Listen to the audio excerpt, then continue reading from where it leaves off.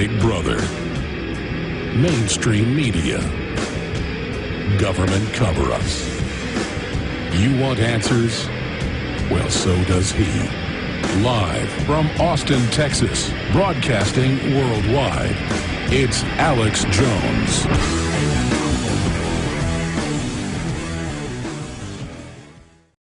So I wanted to have Dr. Webster Griffin Tarpley have any questions or comments, then we'll come back with just Dr. Tarpley for our guest, Robert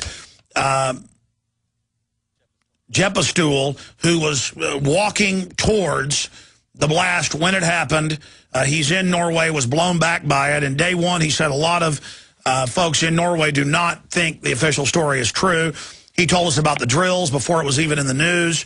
Dr. Tarpley, any questions for our guest before we let him go?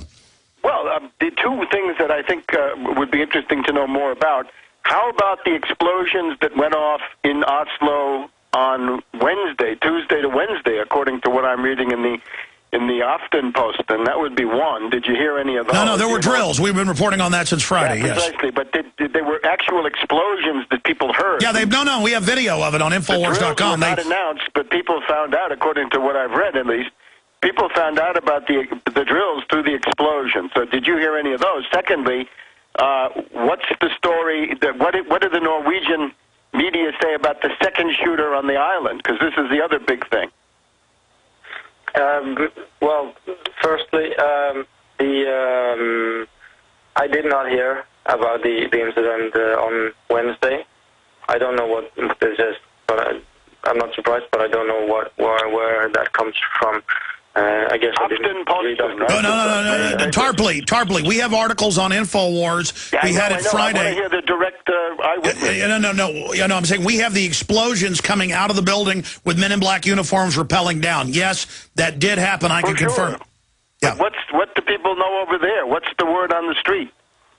As I said, I don't know of this incident. I wouldn't be surprised. I don't read Aftenposten. It's a big newspaper, but I don't read it. None of the other big newspapers reported on it. I guess it was. All right, let me just answer the question since Tarpley asked it and you're not aware. CNN is now reporting that they are looking at a second shooter, and, quote, CNN and RT are reporting Norwegian special forces today raided and arrested who they believe may be an accomplice and a second shooter. And yes, there were drills 2 days before and the day before, and we have video, Webster, of the men in black uniforms rappelling down in the same area of the city, blowing the windows out with explosions in the drills. So, Webster, what does that mean to you? Well, as soon as you have two people, that's a conspiracy under anybody's definition. So the people who are upset about conspiracy, I'm afraid, will have to go to the showers at that point. And of course, the really big thing is the drill. You can easily imagine, since we know that there was a very ambitious U.S. program, this CMAS, S-I-M-A-S, to penetrate, to recruit a network basically of intelligence assets among retired policemen of Norway. You could easily imagine the bootlegging of a real bomb in among the practice bombs, although those were also real up to a point. You could bootleg in the real bomb with the practice bombs, get that through the security screens, and get that very close to the Prime Minister's office. Let me just ask your contact there in Norway. We understand that the explosions went off near the Opera House. What is the distance from the Opera House to the Prime Minister's office? Well, it is not very far. I would guess less than a kilometer. It's less than a mile. 700 meters, I would guess. Let me elaborate on what happened today, because 6 men were arrested after tips from the interrogations of Breivik. A third apartment he is said to have used. Then soon after, they said the 6 men were released and checked out immediately. Nothing else was mentioned about this, just that the police had an armed raid of a third building that he allegedly had been using. Also, he bought 6 tons of this fertilizer. They say the bomb was maybe 600-700 kilos, and they only found 3 tons at his barn or farm. So, things are still going on. Well, it's like Michigan said, you can't have gardens at your house, and this proves it. You could be a terrorist if you have a garden. I mean, you can see the scripting. Evil organic farmer, nationalist, didn't like open borders. Incredible. Well, I want to thank you, Robert, for joining us, and hopefully you can check back in with us throughout the week. And we're going to come back with Webster and get into the technicals of why he says this points towards a false flag and who would be behind it. Key bono, who stands to gain. Anything else you'd like to add, Robert, from Oslo, Norway? Well, just the last comment to my fellow Norwegians and others in Scandinavia. I would urge you to read writings by Per Aslak Ertevåg. He has written books like Echoes of the Future, The Power Behind the Power, the latest, Sleep, My Little Norway, touching on themes like Bilderberg, the political two-party paradigm, fraud in international banking, war as a social necessity, fluoridation of water and poisoning of foods. Like a very good Norwegian author on these points. He has a... well, Robert Jeppestol, we'll have you back on tomorrow to get into your political views because I want to hear them from that Norway perspective. Webster Tarpley, who's an expert in false flag terror attacks. He's written the book, 9/11 Synthetic Terror. Why are drills important? Why are other shooters important? Why does he say that the Norway terror attack is a false flag? That's the headline at Infowars.com and Tarpley.net, and he details why he's saying this. So on radio, Webster, what's the evidence of it being a false flag, and what does the evidence show who the perpetrators are? Who stands to gain from this? I would first of all guide people away from this wealth of information that we're now finding out about the patsy.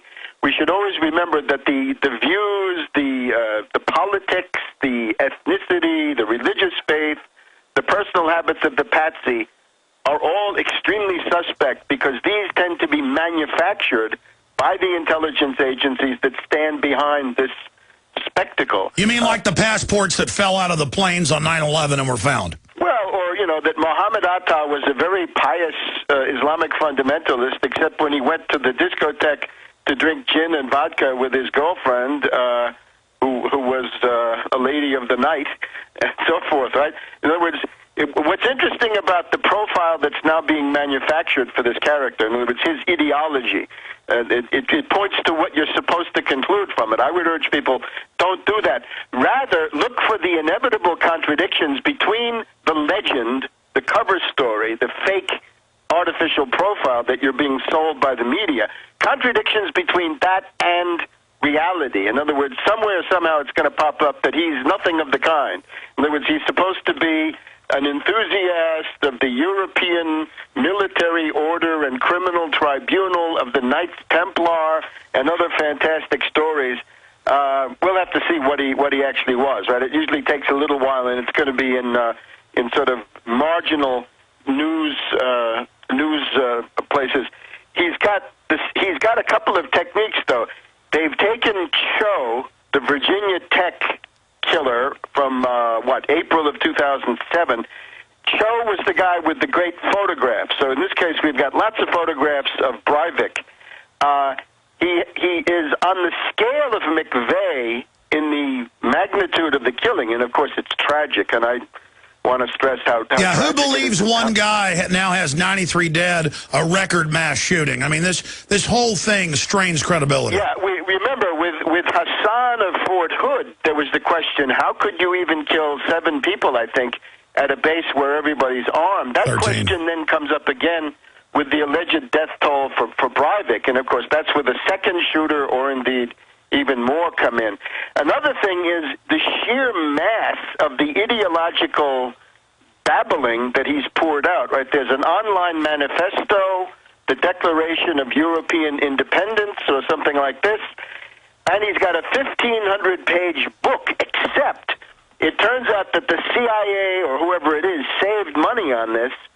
They recycled large pieces of the Unabomber manifesto that have now showed up unattributed in this book that he's got, the 1,500-page manuscript. And you've got all these glamour shots, very professionally done, with the shocking death's head uniforms and frogmen outfit and Masonic outfits to sell everyone. You've got friends saying, this isn't the guy we know, he must be brainwashed. Now, you need to explain to people, Webster, it came out that the, Mumbai and Bali attacks, even Chicago Tribune have had to admit that the CIA ran those, London Guardian. It's come out that 7/7 was staged. I mean, in so many cases, how do they set the patsy up? Does he think he's part of a drill? Is he mentally ill? I mean, is it like the first World Trade Center bombing where they hired 2 guys on welfare who were borderline mentally retarded? The FBI cooks the bomb, makes the cocktail, gives them the detonator. I mean, that was all admitted as well. Well, let's take a look, and we can look at first of all, it's the patsy milieu. By definition, is these psychotics, fanatics, mercenaries, double agents, criminal types, drifters, misfits. There's a broad selection there. In this case, we're told that 9 years ago, in 2002, he attended a meeting in London of the European Military Order and Criminal Tribunal of the Knights Templar, London, April 2002, attended by delegates from Norway. He was the Norway delegate, United Kingdom, France, Germany, Greece, Russia, and that these were important leaders of politics and industry and finance, that they were important people. This is a very strange story, and that would obviously have to be looked at, because the other thing is you look at his father, the father, Jens Breivik, Jens, G-E-N-S Breivik, is a former, he was a diplomat in the Norwegian embassy in London and Paris. And it's another diplomat who's got the underwear bomber son, with the U.S. government getting him on the plane on record. Yeah, very relevant, because it looks like the father is a spook of some kind, and therefore the father... Well, no kidding. This guy's hanging out at Knights Templar meetings. For those that don't know, they still meet in England. I mean, this is bizarre, Webster. It looks to me like an attempt to have a clash of civilizations, and then government plays the part of the referee against both sides. Sir, it's certainly interesting. We had this case of a German lawyer went to court to try to stop an anti-terror drill that was supposed to occur with the beginning of that Women's World Soccer Championship, the one that the U.S. lost in the final to Japan, right, just wrapped up. That was about 1 month ago. I think it was June 22nd or June 23rd that we had that terror threat at the Olympic Stadium. So, generally speaking, the time frame is what we thought. However, at the same time, I had thought that it would be something that they would try to pin on Gaddafi because of the killing of members of his family, or they would try to pin it on bin Laden, or, the Al-Qaeda, Zawahiri, whatever that is. But they've chosen something different, and that, I think, is interesting. However, I think for most people, the important thing to know is, first of all, there was a drill right in the center of Oslo, as we've heard. If it's less than a kilometer, that means about half a mile. So half a mile from the place where the bombs were actually going off. Now, these might be practice bombs. They might not be on the same scale as the bomb that actually went off. No, they blew windows out. We got video of it from Norwegian TV. Right.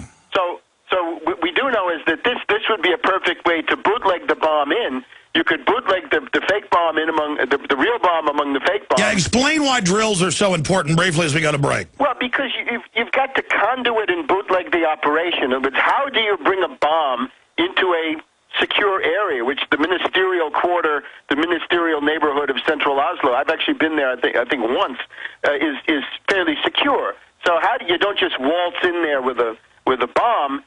Especially a larger one, it's going to be more complicated. I haven't seen too many details about the bomb, but the perfect way to get it in is to bring it in under the cover of saying, oh, that's just one of those fake bombs. Webster, stay there. Stay there. Let's explain how 7/7, 9/11, OKC, there's always a drill, and how that's used. So in case another U.S. agency or other agency finds out what you're doing, you claim it was part of the drill. So it also protects you at that level. We'll be right back. Your call's coming up.